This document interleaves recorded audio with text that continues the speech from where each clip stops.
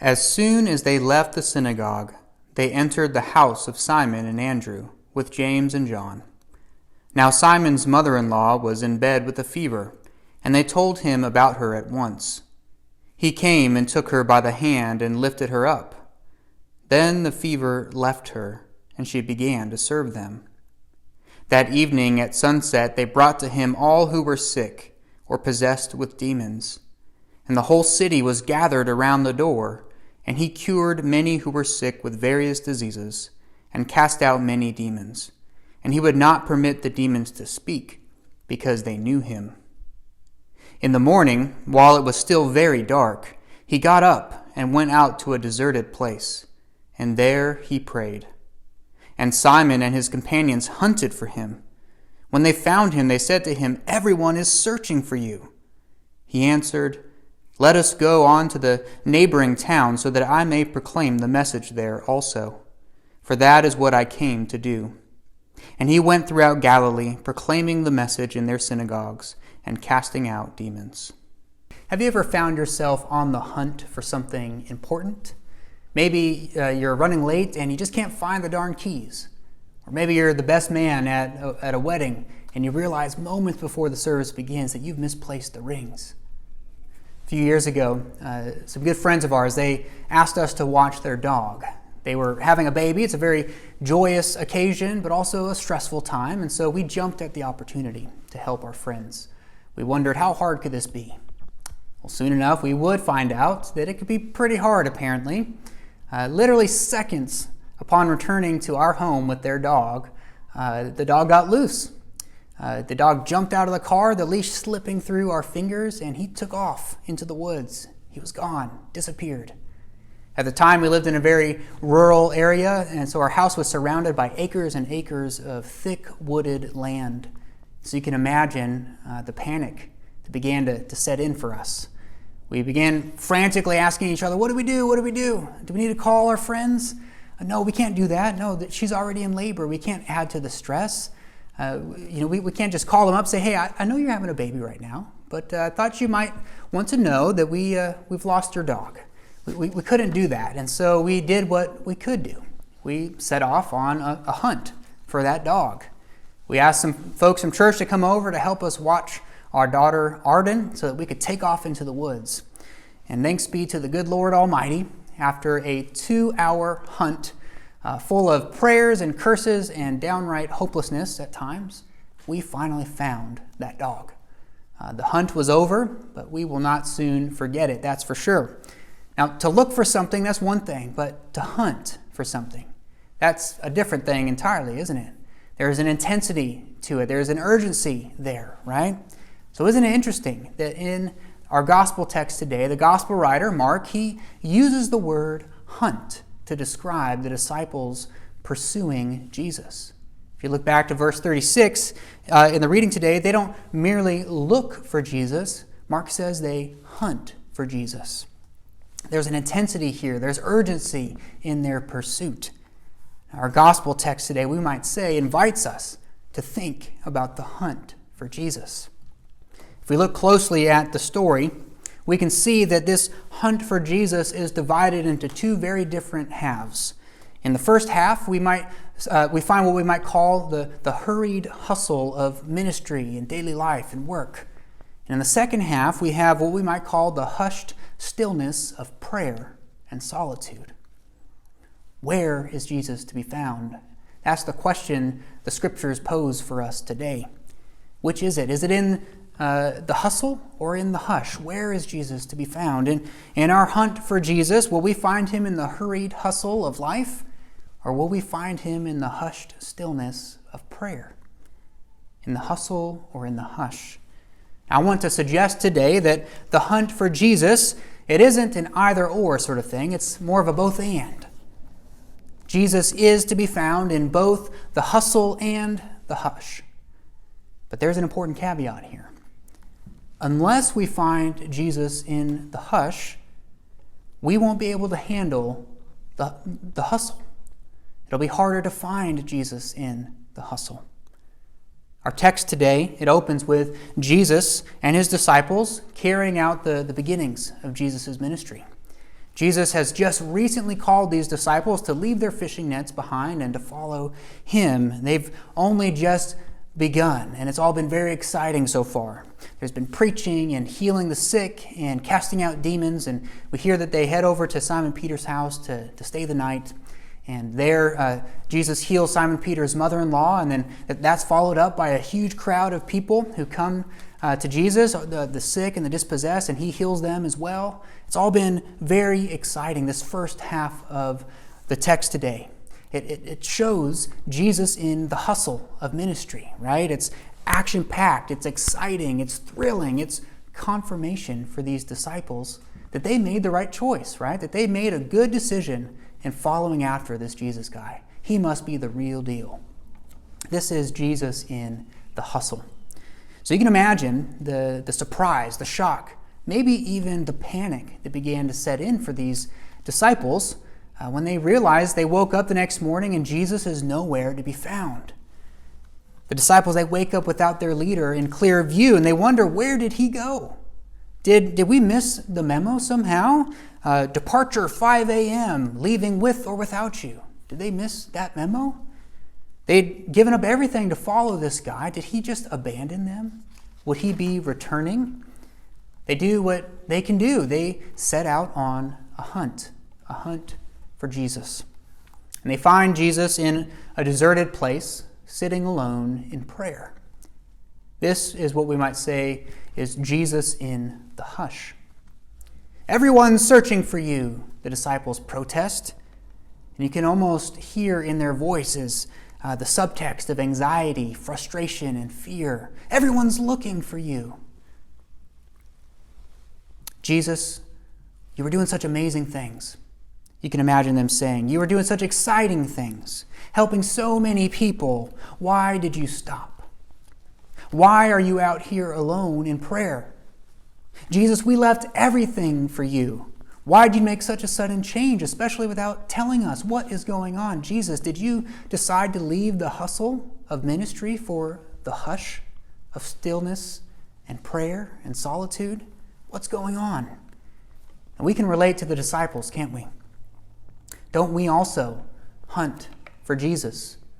Don't we, like the disciples, want to know where Christ is at in our lives and in the world?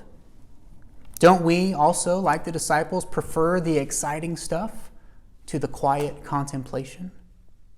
If we, like the disciples, are going to give our lives to follow this Jesus guy, don't we want to have a sense of control, a sense of understanding and knowing where we can find him? In the hustle or in the hush? Now, Christians throughout the centuries have long wondered about where the hunt for Jesus will lead. Is Jesus found in the hustle of daily life or in the hushed stillness of prayer? Where is Jesus to be found, in the hustle or in the hush? Now again, I want to suggest that the answer to this question isn't an either or, but a both and. Jesus is found both in the hustle and in the hush. Notice what Jesus does not do in the text today. He doesn't invite the disciples to stay with him out there in the deserted place. He doesn't say, you know what, I've changed my mind. I think I prefer the hush over the hustle. It's just too burdensome, the hustle of ministry. So it's more spiritual out here. I prefer the hush instead. But then Jesus, he doesn't do that, but he also doesn't apologize, does he, for the hush. He doesn't say, oh, everyone's searching for me. I feel awful about that. The hustle, you're right. That's where I belong. That's where I should be. I should have never have left. He doesn't do either of those things. Jesus neither elevates the hushed stillness of prayer over the hectic hustle of ministry, nor does he apologize for stepping away from the hustle of daily life in order to enjoy the hushed stillness of prayer. He does neither of those things. Instead, what we see Jesus do is tell his disciples, hey, let's move on to the next town so I can proclaim the message there also. We see in the life and ministry of Jesus, in our text today and throughout the gospel story, a certain pattern. We see a pattern in his life, a pattern of proclaim the message, withdraw to pray, return to proclaim the message. It's this rhythm that we see in his life and in his ministry of work and prayer. It's this ebb and flow between hustle and hush. It's this pattern that comes up time and again in his life and ministry.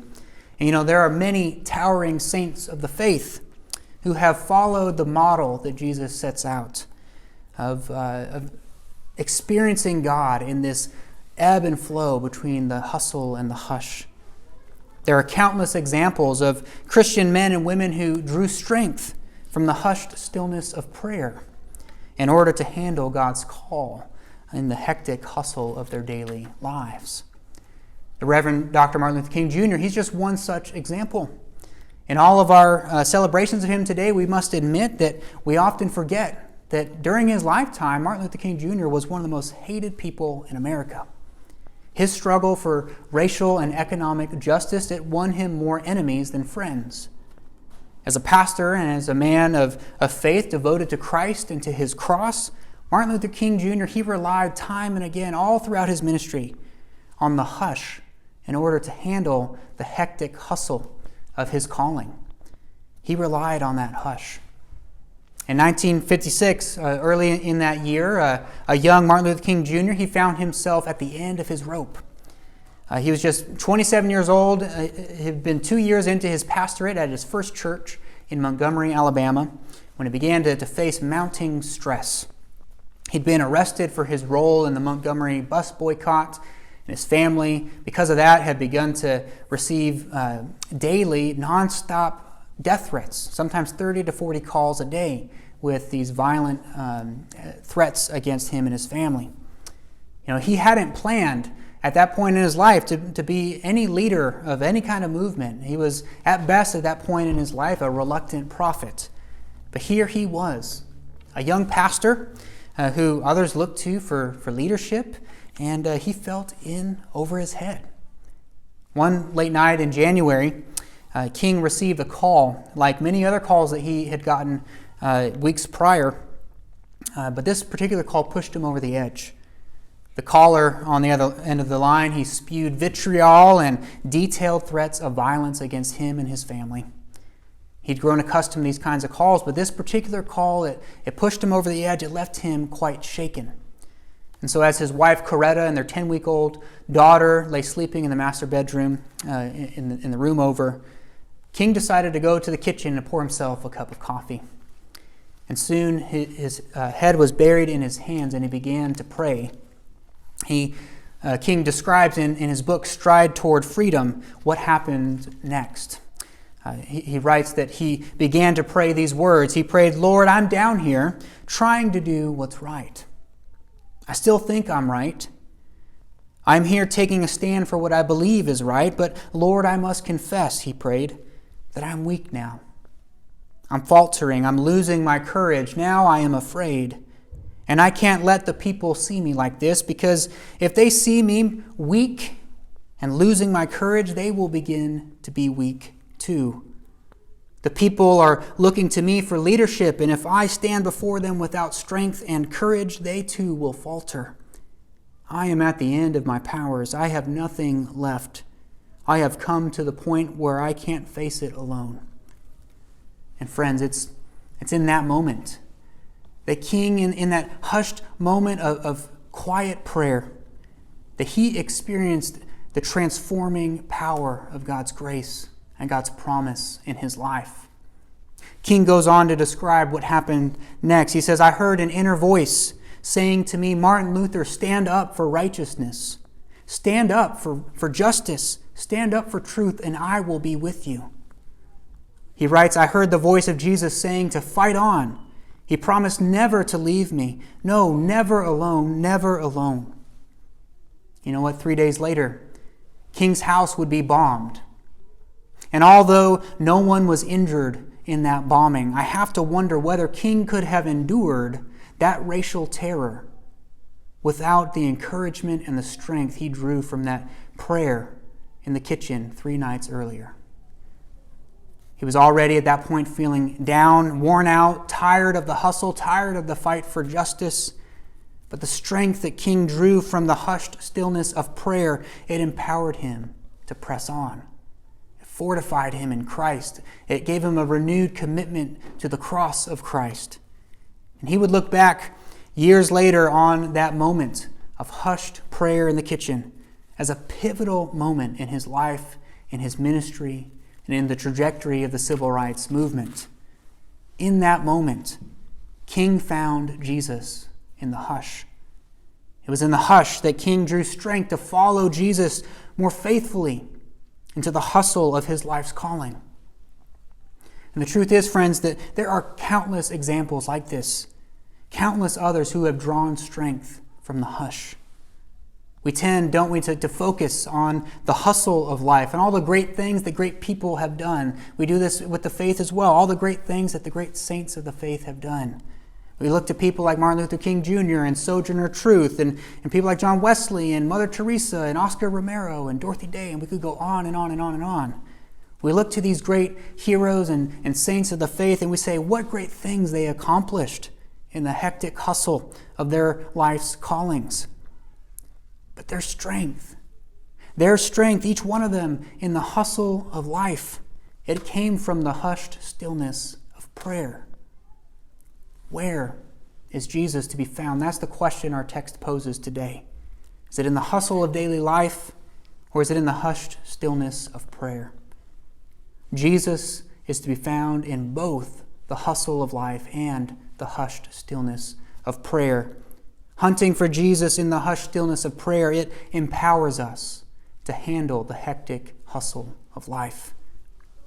So the question then becomes, what does the hush look like for you? For Martin Luther King Jr., it looked like a desperate prayer over a late-night cup of coffee. For Jesus, it looked like an excursion into a deserted place every now and then to have some time away from the hustle of life. What does the hush look like for you? The truth is that you hush that matters more than how you hush. One spiritual writer suggests that maybe finding Jesus in the hushed stillness of prayer might be as simple as lingering outside a tad longer after you take out the trash. Or maybe it's as simple as choosing to drive in silence today instead of turning on the radio.